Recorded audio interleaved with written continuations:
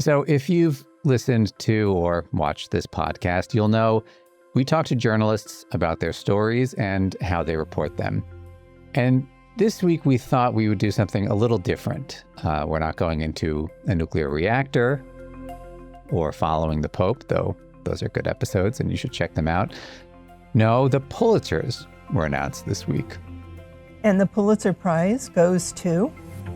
And Reuters received top prizes for beat reporting, for investigations into Meta, for national reporting, examining Trump's campaign of retribution, and we were also finalists for illustrated reporting and breaking news photography.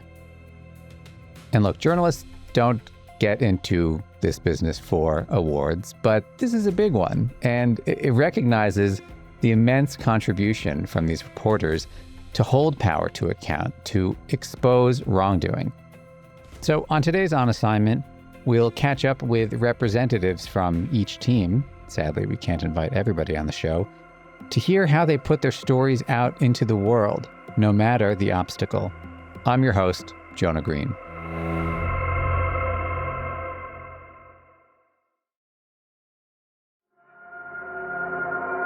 We're joined today by some of the journalists behind Reuters' Pulitzer-recognized work. Jeff Horwitz, who won the beat reporting for Meta. Peter Eisler, part of the Pulitzer-winning national reporting team on Trump's campaign of retribution. Adolfo Arranz, a finalist for his groundbreaking illustrated investigation into scam centers in Southeast Asia. And Corinne Perkins, who oversaw our photo coverage of Trump's immigration crackdown. Hello, everybody. Thank you for being here. Thanks for having us. Thank you for having us. And congratulations, of course. I'm familiar and an admirer of your work and your stories. And each of you is doing what journalists should, which is hold powerful institutions to account by shining a light on what they're doing. It's kind of the whole game of journalism. Now, we are recording this a day after you all heard the news, so it's possible nobody has slept because you were out partying. I don't know. But what I would like to know is the moment that you heard the news, what was that? What was that like?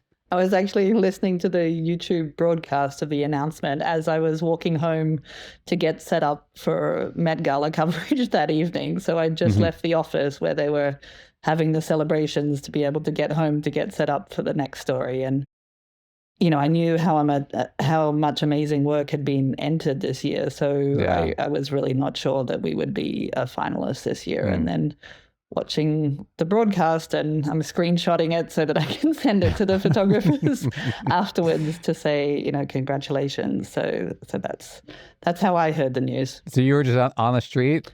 I was in the park near my place, about 5 minutes away from home. Were you just looking around like, did anybody else Yeah, I was this? like, wait, we're finalists? Are you serious? Yeah. So yeah, it's a great feeling.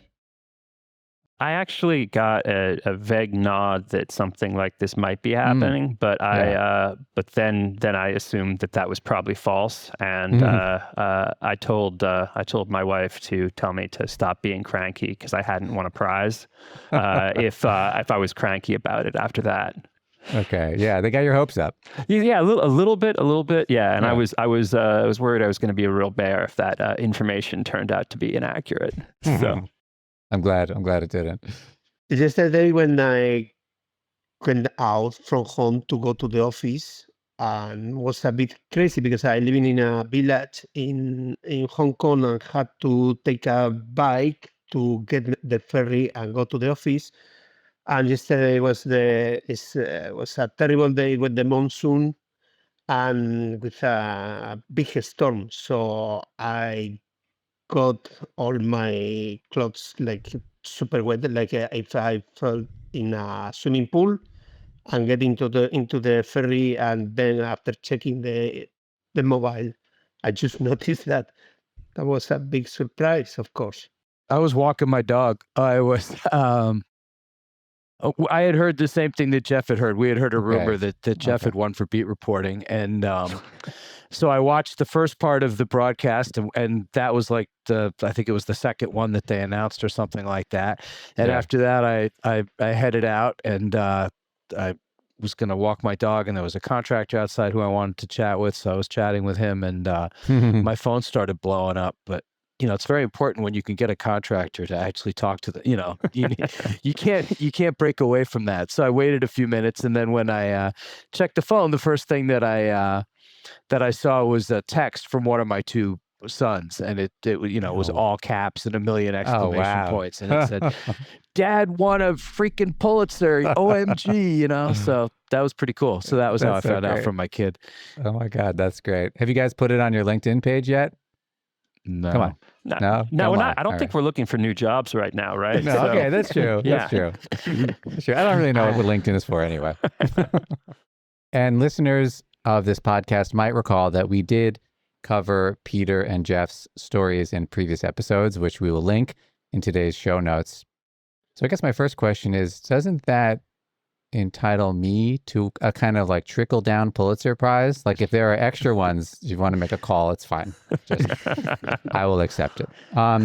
Jeff, your investigations into Meta revealed some uncomfortable truths about their tactics and hooking users and making money. So give us the top line findings that your work over the past year has brought into the world. Yeah, so this was for beat reporting, and I guess there were two strains of it. One of them was Meta's potentially ill-advised venture into anthropomorphized chatbots that were open for sexual and romantic role play with users of all ages.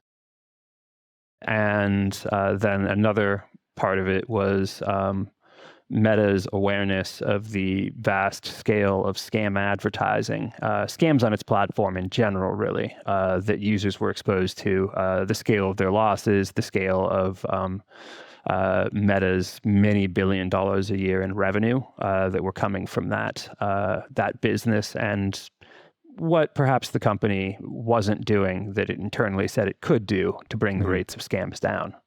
And the reports, I've noticed, just kind of kept coming and coming every few weeks. There's like a new expose. So without revealing your sources or your techniques, how did you uncover all of this? I have spent a lot of time. I'm pretty new to Reuters. I got here in May of last year. I'd been writing about Meta for 7 years at that point.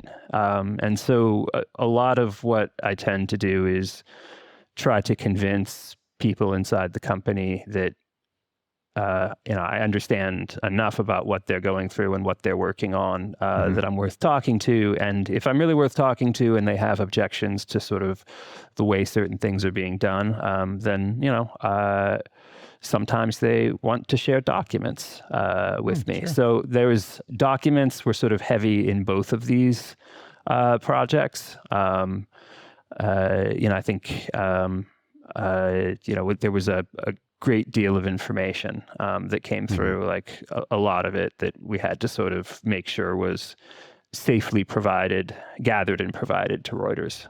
Part of the challenge with a tech company is trying to make clear how this stuff affects real people. So one of the stories was about a man who actually died after he was in a state of mental decline. He'd suffered a stroke. He basically started talking to a Meta chatbot that turned flirtatious on him and invited him to come visit, and that ended really tragically. And for those who haven't read the story or listened to our podcast about it, this man was invited by this chatbot to come visit her in New York City at this made-up address, even though she doesn't exist. And because of his diminished state, he went out in pursuit of her. He tried to take a train, he fell, and he hit his head, and he later died. And it's an extraordinary story. And it's amazing that the family also reached out to kind of share it, which I'm really grateful to the family. I think it would be one thing, it was absolutely a tragedy, and Boo, the father was a really vibrant guy who took extreme pride in raising his children. I think that, just there was a sense that this wasn't how things were supposed to end. And I think it took a lot of courage from the family to talk about this stuff publicly. remain deeply in their debt. And Adolfo, we were also named a finalist in Illustrated Reporting for Scammed into Scamming, which is this immersive graphic investigation. And for those who are listening and not watching, we will put a link to that piece in today's show notes. The story exposes how thousands of people are trafficked through Thailand into these lawless scam compounds in Myanmar, where they're forced under brutal conditions to defraud strangers online. And these trafficked victims become unwilling perpetrators in a multi-billion-dollar global fraud industry. And at what point did editors say, maybe this should be this painted graphic novel instead of, a written piece? Just after all the accounts that the reporters, they coming with a very harrowing story, all the things that happen involving the scams, the and those scams in Myanmar and Southeast Asia. We noticed that the story is so powerful to use the illustration more than you can use photos, because you don't have pics for illustrate this. How did you and the reporters and the illustrators, just walk us through how you collaborated? Yeah, so what we did is, after collecting all the information that we have, prepare some rough storyboards. So, and after that, yes, was prepared the script. And then, the process took a long time. I think we were working for months, because it's this kind of project that there are many details, there are many things, and there are some accounts, many things that you need to throw in is in some ways from your imagination, but based in the real facts, the actual facts. That's interesting. Yeah. So there were no photos of this story, because it was such an underground kind of criminal network. On the other hand, Corinne, there were a lot of photo opportunities for your team this year amid Trump's immigration crackdown, and that is why we were named a finalist in Breaking News Photography for that coverage. As our North American photo editor, you've overseen our coverage of Trump's vast deportation effort, from courthouses to street raids to detention facilities. And the images, for those who are not watching, and we'll put a link in today's show notes, they are very powerful and very beautiful. And you can see and feel like the terror and the shock of the people that are swept up in this giant machine. So what was it like for the photographers who were fanned out across the country to cover this? What was their experience? I mean, it was a long-term commitment for a lot of them. The photographer, David D. Delgado, who was photographing in 26 Federal Plaza in Manhattan outside Immigration Court, he was there every day for 7 months. In that hallway alongside other photographers, witnessing families being separated as immigration enforcement officials took their what they called targets as they came out of Immigration Court. Jim Von Drusker in Chicago, he covered Operation Midway Blitz for 4 months. And, there was one day, there's a picture in here that is taken on his supposed day off. And then there was a raid happening, 2 blocks from his house. And so obviously he went out to cover that. And that's the picture of the man running on the street. So this was, not people parachuting in necessarily to cover things. This was in their neighborhoods. This was in Midtown Manhattan. And we really tried to make sure that we covered across the country. The final entry is 10 photographers across the whole country. And it ranges from Manhattan to Portland to LA, when the National Guard went in there, and you started to see the resistance against the National Guard and immigration on the streets of LA. And you have Barbara Davidson's picture that looks almost apocalyptic, with the protester waving the Mexican flag. And then we have an amazing picture. Yeah. And then we have the Texas detention facility, where the Venezuelan migrants who were kept in Bluebonnet They were actually the migrants that were about to be deported to El Salvador, but the Supreme Court made the call to turn that bus around. And we had thought, I'd listened to all these calls about these migrants, and I'm like, how do we illustrate this that is not a picture of the Supreme Court? So I had the radical idea to send photographers to this Bluebonnet detention facility to see if we could see anybody. Yeah. And we weren't sure what we would see. We had some photographers on the ground. We hired a plane to fly over, and we were there for 10 days. And it wasn't until the 10th day, and we were flying a drone outside the perimeter and legally. It's important to note that when the migrants formed this SOS. And for those who are listening, this is an aerial shot of men in red and orange prison uniforms looking up at the camera, linking arms to spell out SOS.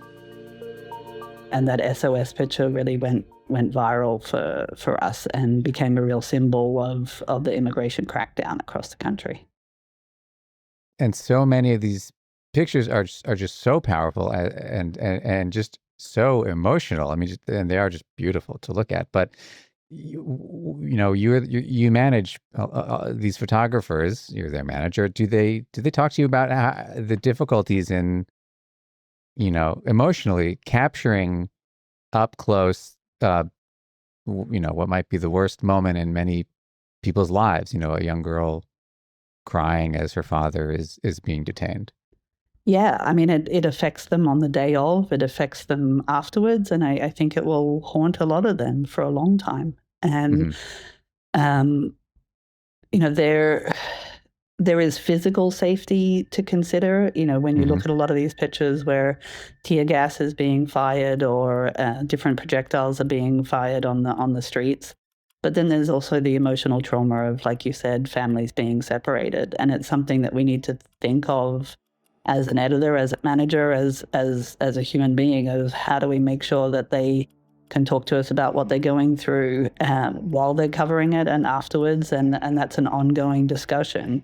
I think what's been interesting is to look at the photographers inside 26 Federal Plaza have sort of formed a bit of a community because they all witnessed something there. And that was sort of trauma bonding, I think, as well. But they really focused on making sure that these stories were told and that they were witnesses to what was happening. And the world knows what was happening because of what they were photographing. And I think that gives them great comfort.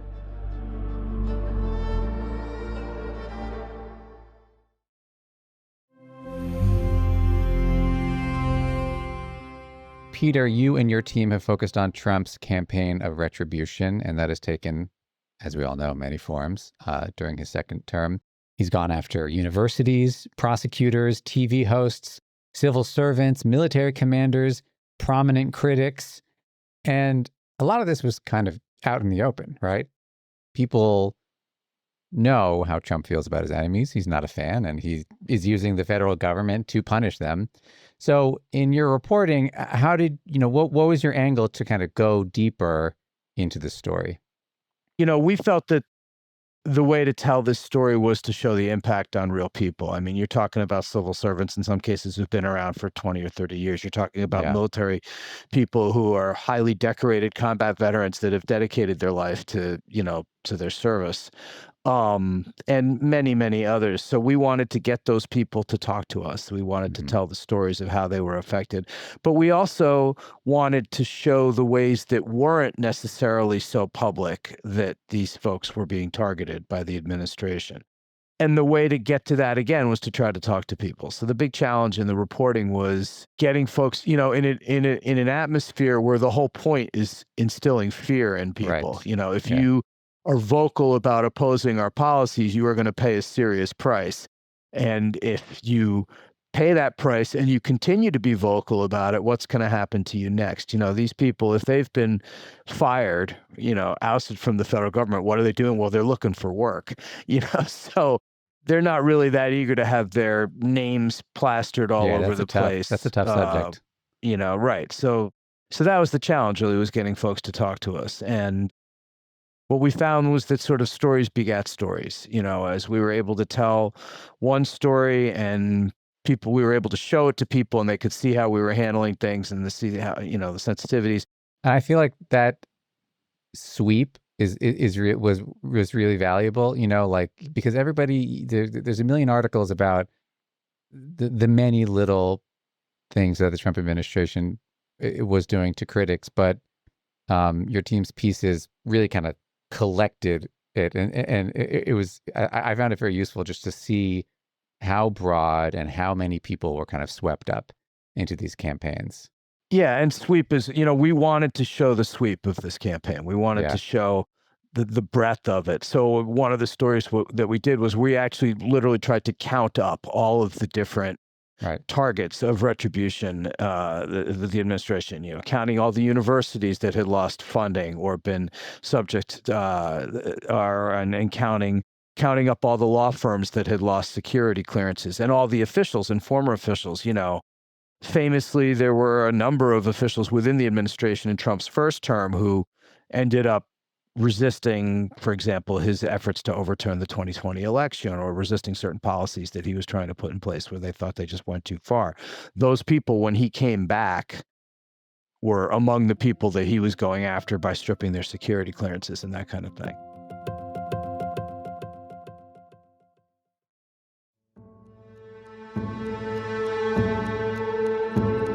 What binds each of you is that you are endeavoring to show something that powerful interests don't want people to see. And I assume during your reporting that there were challenges and pushback from those powerful interests to prevent you from doing that. So Jeff, what kind of pushback did you receive, or roadblocks from Meta, which is obviously a very powerful and consequential company? Yeah, I mean, compared with the civil society stuff and the retribution we were just talking about, I'd characterize it as light. But Meta Meta at the beginning of last year fired a bunch of people for leaking some really innocuous stuff. They'd shared sort of internal stuff, an internal conversation with Mark they weren't supposed to, and they did it with the intention of sort of making clear that there would be more firings. And so, it's keeping people safe when they're talking to you kind of has to be paramount. And you got to kind of be a little surreptitious sometimes about how information comes along. I mean, Meta too, I suppose, to its credit, has, they didn't try to stop publication. They understood we had what we had. They did disagree with our findings in most cases, even as they also said they were making changes in some instances in response to the stuff we'd found. And what's been the upshot of your stories? I know after, especially the story that revealed that they were allowing or encouraging their AI chatbots to have sensual conversations with children. Yeah. A lot of senators were pretty pissed off about that on both sides of the aisle. So that product, the sort of anthropomorphized chatbots that want to sort of do pillow talk with you, that's gone for the time being. Meta has folded those. I think everyone kind of agrees that maybe that is not the frontier of generative AI at this point. Is chatbots that pretend to be a paramour.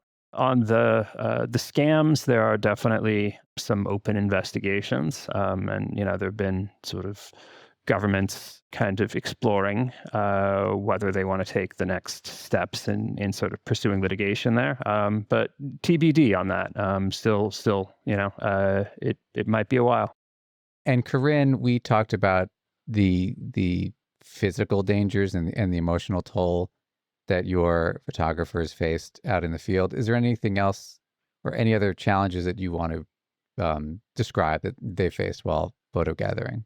Yeah, I mean, there was other things to consider here, like were we legally allowed to photograph inside the federal building? Yeah. So the good thing at Reuters is we have a legal team. So when David D. Delgado came to me with the possibility that he thought we could photograph inside this hallway, we were able to run that by our lawyers and make sure that it wasn't forbidden. It wasn't inside. We weren't photographing inside a federal courtroom or anything like that, which is forbidden. Yeah. And, it was the same. We talked a lot with the safety and security team when we were inside a building in Colorado that Trump had really talked a lot about, this building in Aurora, Colorado, where he said that there was Venezuelan gangs and they were going to do raids. And so we knew that this would be a target. And I talked with the photographer back in 2024 when he was really talking about this location, and he would go and visit that location and get to know families there. And over months, he really got to know these families, and they invited him into their homes. And he would stay with them and get to know them. And when it became clear that raids would start to happen, he stayed overnight there, and we would talk about the safety protocol and what he could do in that situation. Obviously, we don't interfere with the behaviors of the migrants or of the ICE agents conducting raids.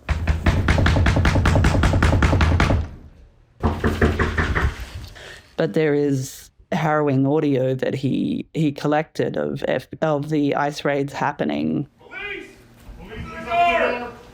outside the door of the home he was staying in overnight there. And that's where that picture comes from, of the migrant looking out the window, and you can feel the fear there. And that's really what we tried to show, was how this was impacting communities. And it was not just about what's being said about policies. Yeah. What does that mean for real people? And that's what we're all trying to show, I think, is the impact of government decisions on real people.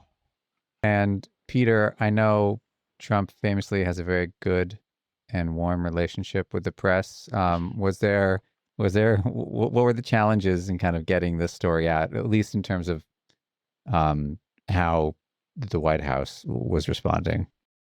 The White House has dealt with plenty of press that they see as hostile, and our relationship with them was professional. They're different. There were people in the administration who did stuff to sort of, try to punish us a little bit or make us uncomfortable or whatever, but nothing that, no efforts to try to stop the stories from running or anything like that.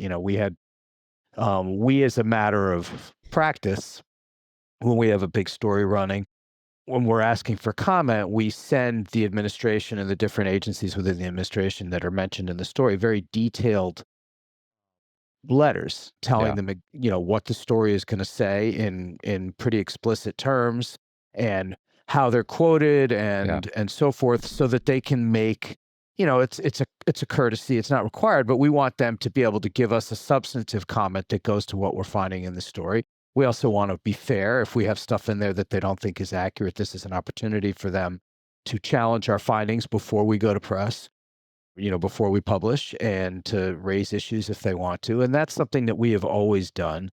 And we've done it across multiple administrations, and we've done it across multiple agencies within this administration.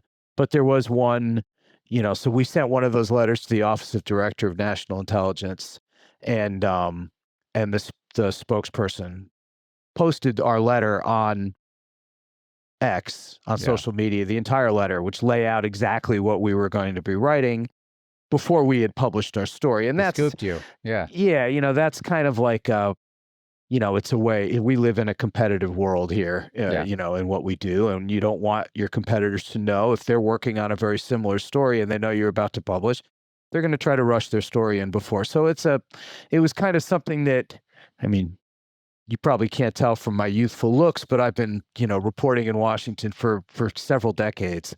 I've sent a lot of these letters to a lot of people. I've never had anybody do that before. That sort of punitive, well, retribution really was, I got a little taste of it. So, it was annoying. It caused a few minutes of stress, and then, we moved on. But it's an example of sort of the kinds of things that you might see. It's nothing big that's going to try to stop the story. It's just ways to sort of make you uncomfortable or punish you a little bit. Well, thank you all for talking and for sharing your stories and for sharing your reporting journey. And of course, congratulations again. Thank you. Thank you very much. Thank you. And congratulations, all of you guys. Yeah, it's so awesome to work with you. Congratulations, everybody. It's quite the whirlwind, isn't it? It's pretty crazy. It's amazing. It's awesome. I've heard from people I haven't heard from in decades. Yep. Oh, wow. So. And we'll see you in New York. That's right. Bye, guys. We'll all be together Bye-bye. in New York. All right. Bye, everybody. Thank you.